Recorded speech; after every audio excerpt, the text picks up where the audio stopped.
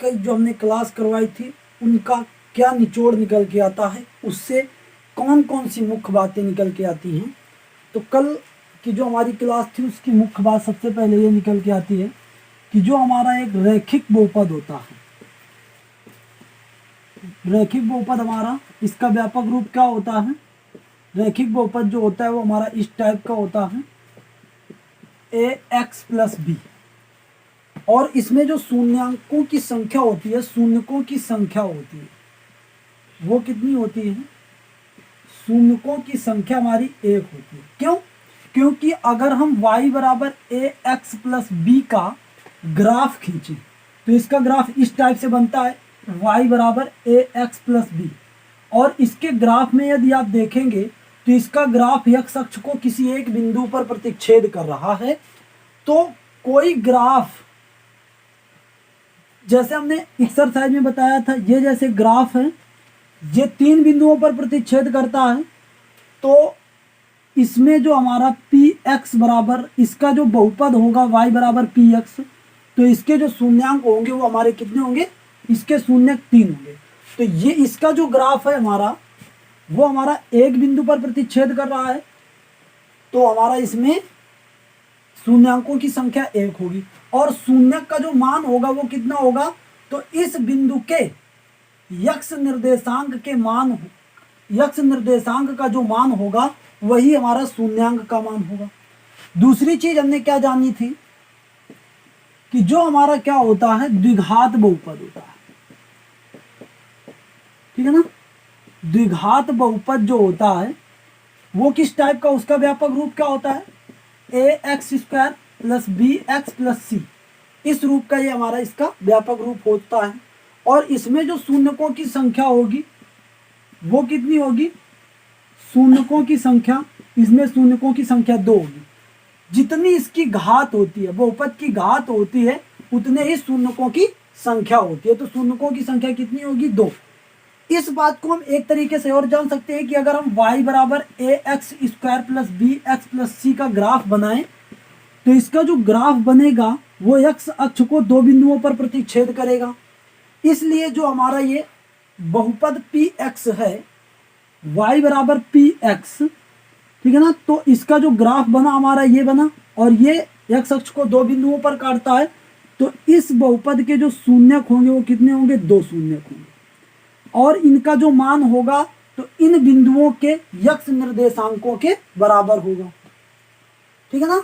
आगे हम तीसरी बात को भी इसी तरीके से जान सकते हैं कि यदि हमारा त्रिघात बहुपद होगा, क्या होगा, त्रिघात बहुपद, तो त्रिघात बहुपद हमारा किस टाइप का होगा, वो हमारा होगा ax square plus B X plus C, oh sorry ax cube plus B X square और ये सी एक्स प्लस डी, इस टाइप का हमारा ये होगा त्रिघात बहुपद। तो यदि हम इसमें कहें कि इसके शून्यकों की संख्या कितनी होगी, तो इसके शून्यकों की संख्या होगी 3, इसके शून्यकों की संख्या कितनी होगी, 3। और यदि हम, और इस चीज को हम ऐसे भी समझ सकते हैं कि यदि हम ax cube plus B X square plus C X plus D का यदि हम ग्राफ बनाएं तो इसका ग्राफ कहीं ना कहीं x अक्ष को 3 बिंदुओं पर क्या कर रहा होगा, प्रतिच्छेद कर रहा होगा, ठीक है ना। और इसमें भी जो शून्यकों के मान होंगे ये x अक्ष पर प्रतिच्छेद करने वाले बिंदुओं के x निर्देशांकों के बराबर होंगे, ठीक है ना। तो शून्यकों का मान भी आप लोग इन तीनों चीजों से समझ पाए होंगे। आज का जो हमारा बेसिकली टॉपिक है वो हम बात करने वाले हैं किसी भी बहुपद के शून्यकों और गुणांकों के बीच में संबंध।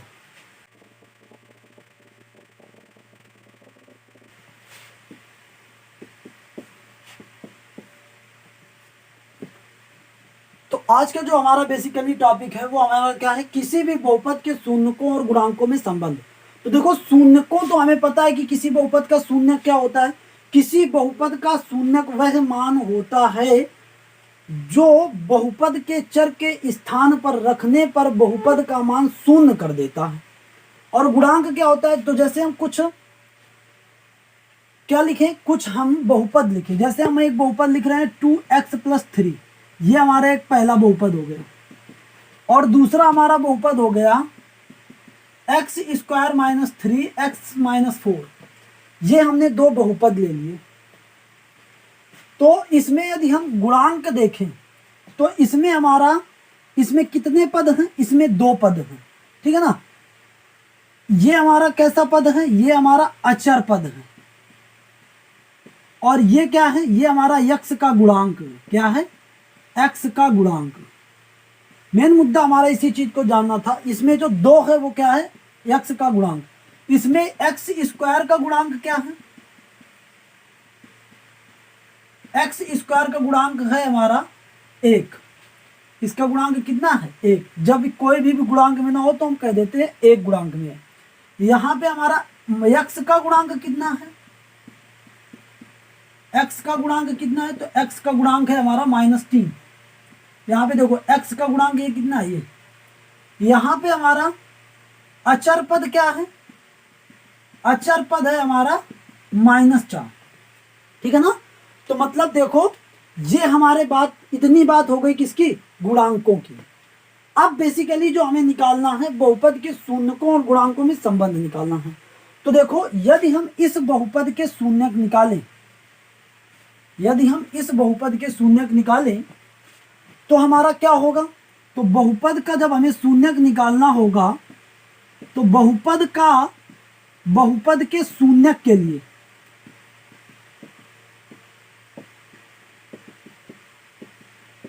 px का जो मान होगा वो 0 के बराबर होगा। तो यहां पर हमारा 2x + 3 बराबर 0 करेंगे तो x बराबर ये कितना आएगा, -3/2। क्या आएगा, -3/2। तो इस बहुपद का मतलब px का शून्यक आपको क्या मिला, इसका जो शून्यक मिला वो हमारा क्या निकला, -3/2। तो यदि हम इस शून्यक को इनके गुणांकों के हिसाब से लिखें तो क्या लिखेंगे, तो ये देखो -3 यहाँ पे क्या है, -3, ये 3 हमारा क्या है, अचर पद है। 3 हमारा क्या है, अचर पद है। तो यहाँ पे देखो अचर पद लिख दिया 3 के स्थान पर, ठीक है ना, बटे 2 हमारा क्या है, x का गुणांक है। क्या है, x का गुणांक है।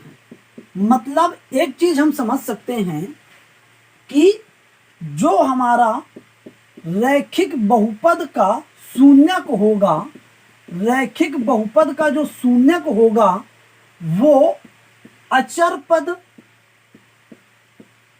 और x के गुणांक के अनुपात के ऋणात्मक मान के बराबर होगा। अब इसी बात को हम द्विघात समीकरण में समझते हैं। तो हम एक द्विघात समीकरण ले लेते हैं एग्जांपल के लिए। एक द्विघात समीकरण हमने लिया, ये मान लो px बराबर हमने लिया axo, x² - 3x - ये 4, ये हमारा एक कोई हमने द्विघात समीकरण लिया। तो इसके हम पहले क्या करेंगे, इसके हम फैक्टर करेंगे। तो इसके फैक्टर कर लें, x² माइनस ये कितना 4x + x - ये 4, फिर यहाँ पे कितना आएगा, x कॉमन करेंगे तो x - 4 और 1 कॉमन करेंगे तो कितना है, x - 4। यहाँ पे हम x - 4 कॉमन करेंगे तो कितना आएगा, x + 1। तो इसके जब हमने गुणनखंड किए तो क्या प्राप्त हुआ, x - 4 और x + 1 प्राप्त हुआ। तो यहां पर px का मान 0 होगा कब, जब x - 4 बराबर 0 हो व x + 1 बराबर 0 हो, ठीक है ना। तो जब ये हमारा होगा तो x बराबर कितना निकलेगा, 4, और जब ये हमारा होगा तो x माइनस कितना निकलेगा, 1। यही हमारे इस बहुपद के क्या होंगे, शून्यक होंगे। मतलब px के शून्यक क्या आ गए, px के शून्यक हमारे आ गए 4 और कितना, -1, ठीक है ना। अब देखो जब हमारा रैखिक बहुपद था, जब हमारा रैखिक बहुपद था, इस रूप का बहुपद था, तो शून्य केवल एक था, तब हमारा शून्य केवल एक था।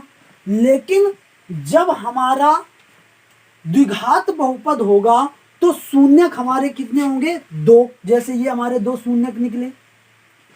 तो अब इन शून्यकों को जोड़ा भी जा सकता है, शून्यकों का योगफल भी हो सकता है, शून्यकों का योगफल भी हो सकता है, शून्यकों का गुणनफल भी हो सकता है, शून्यकों का योगफल भी हो सकता है, शून्यकों का गुणनफल भी हो सकता है। तो यदि हम शून्यकों का योगफल निकालें तो इनके जो गुणांक हैं उससे किस प्रकार से संबंधित होंगे? तो देखो, इनके शून्यकों का योगफल करते हैं तो योगफल हम करेंगे 4 प्लस ये कितना -1, तो ये हमारा आएगा कितना 3। अगर गुणनफल करते हैं तो ये 4 गुणे कितना -1 बराबर है कितना -4। तो देखो एक चीज, हम इस 3 को क्या लिख सकते हैं? हम 3 को लिख सकते हैं माइनस इंटू -3, यही तो रहेगा। और अपान में हमारा 1 तो रख ही सकते हैं, किसी भी संख्या के अपान में एक होता ही है। तो अब देखो, अगर हम इनको इस बहुपद के गुणांकों के रूप में देखें तो क्या होगा? -3 हमारा ये है। -3 किसका गुणांक है? x का गुणांक है। तो यहां पे लिखेंगे x का गुणांक, x का गुणांक, और यहाँ पे माइनस का चिन्ह है तो माइनस आएगा अपान। एक क्या है? एक किसका गुणांक है? एक हमारा x का गुणांक है, तो यहाँ वो x स्क्वायर का गुणांक है, तो यहाँ पे लिखेंगे क्या? x स्क्वायर का गुणांक। ठीक है ना? इसी प्रकार से इसमें यदि हम अपान में 1 कर सकते हैं, कोई दिक्कत वाली बात नहीं है। तो -4 हमारा क्या है? अचर पद है। क्या है? अचर पद। और एक हमारा क्या है? एक्स स्क्वायर का गुणांक, एक्स स्क्वायर का क्या? गुणांक। ठीक है ना?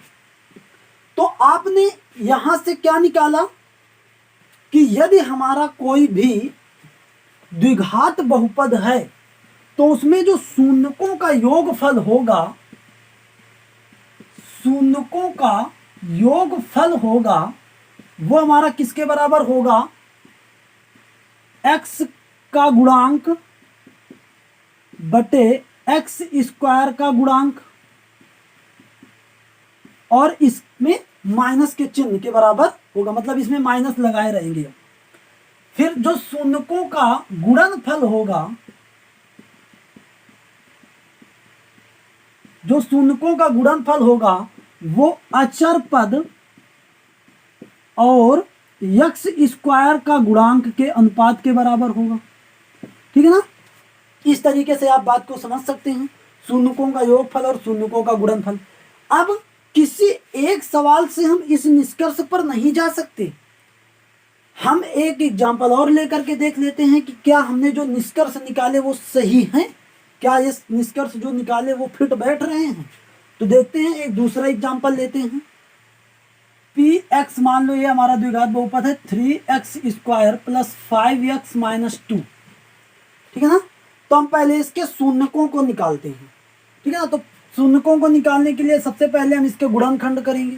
तो गुणनखंड करेंगे तो कितना आएगा? 3x स्क्वायर, और देखो इसका गुणा करेंगे तो आएगा 6, माइनस का 6, और -6 को हमें इस तरीके से तोड़ना है कि जोड़ने और घटाने में 5 है, तो मतलब 6 माइनस 1, इस तरीके से इसको तोड़े तो इन दोनों का गुणा तो हमारा ये आ जाएगा, लेकिन हमारा घटाने पर मान कितना प्राप्त हो जाएगा? 5 प्राप्त हो जाएगा। तो ये आ जाएगा, इसको हम कर देंगे 6 माइनस 1 और ये x माइनस 2, तो ये आ जाएगा कितना? ये 3x स्क्वायर प्लस ये 6x माइनस x माइनस 2, और यहाँ से हम 3x और यहाँ पे x प्लस 2 माइनस 1 आ जाएगा, कॉमन ले लेंगे x प्लस 2, यहाँ से x प्लस 2 कॉमन ले लेंगे तो आ जाएगा कितना? ये 3x माइनस 1।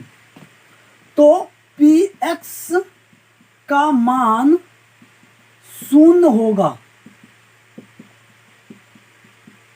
जब x प्लस 2 बराबर 0 और 3x माइनस 1 बराबर क्या हो? 0। ठीक है ना? तो यहां से हमारा शून्य x बराबर कितना आएगा? -2, और यहां से जो आएगा x बराबर कितना आएगा? 1/3। तो शून्यक हमारे इसके कौन कौन से निकले, शून्यक हमारे इसके निकले -2 और 1/3।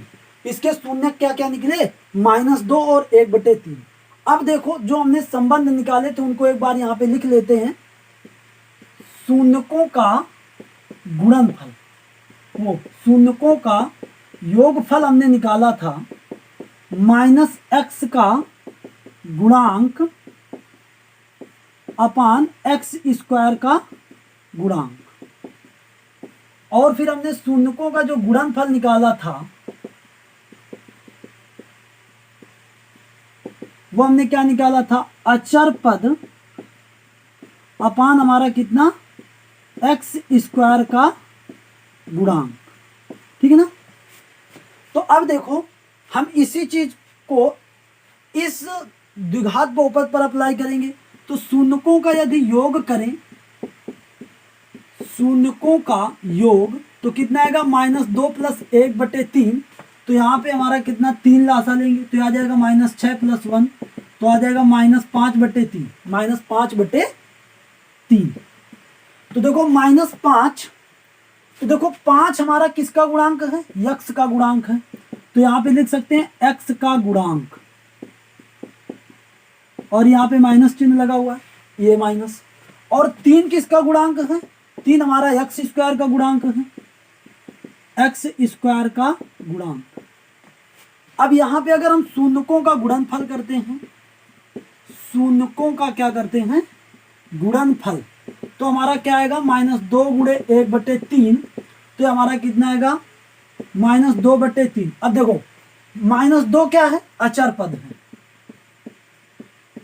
अचर पद बटे 3 क्या है, x² का गुणांक है, x² का गुणांक है।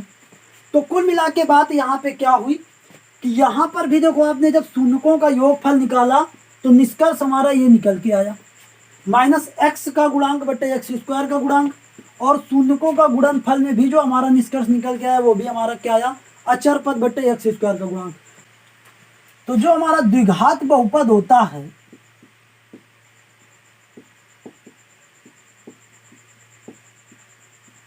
द्विघात बहुपद का जो व्यापक रूप होता है वो हमारा क्या होता है, ax² + bx + c। ठीक है ना। अब ये मानते हैं कि माना द्विघात, माना इस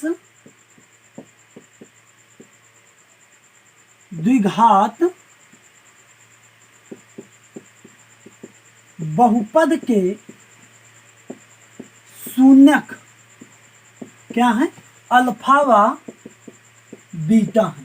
तो एक बात इससे निकल के आएगी कि जो x - अल्फा व x - बीटा होगा वो इस द्विघात समीकरण के, इस मतलब द्विघात बहुपद के,